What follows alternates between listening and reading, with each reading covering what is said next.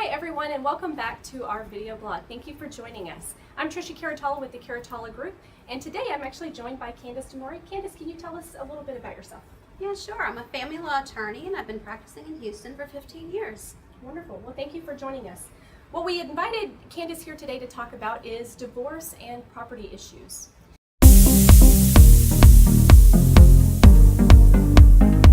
Candace, again, thank you for joining us. We really appreciate you being here.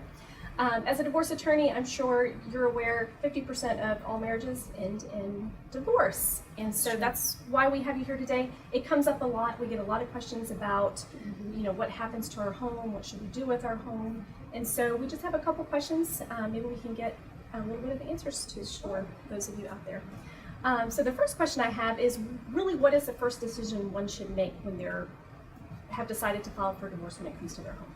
Once that decision to file for divorce happens, then the first decision is, does somebody want to keep the house, and can that person afford to keep the house? Okay.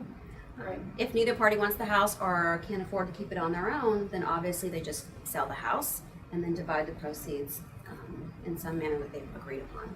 Okay. All right. Perfect. Well, what about if they are requested to refinance based on one party or the judge? Well, when one person wants to keep the house, then sometimes we have to get the house appraised to see what the value would be, and then we have to negotiate a buyout. And so if one person may have to buy out the spouse from the equity in the house, and then part of the negotiation is whether you're going to refinance the mortgage on the house.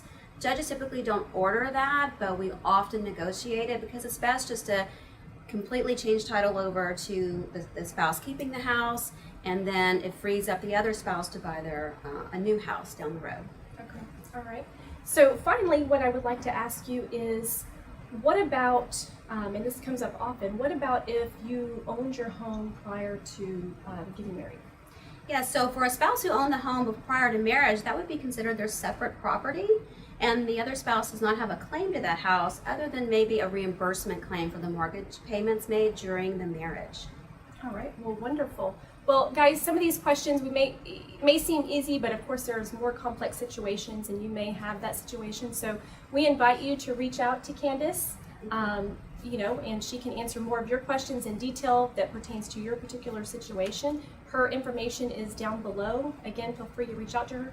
Candace, again, thank you for joining us. Thank you for having me. And thank you for coming back and watching our video blog.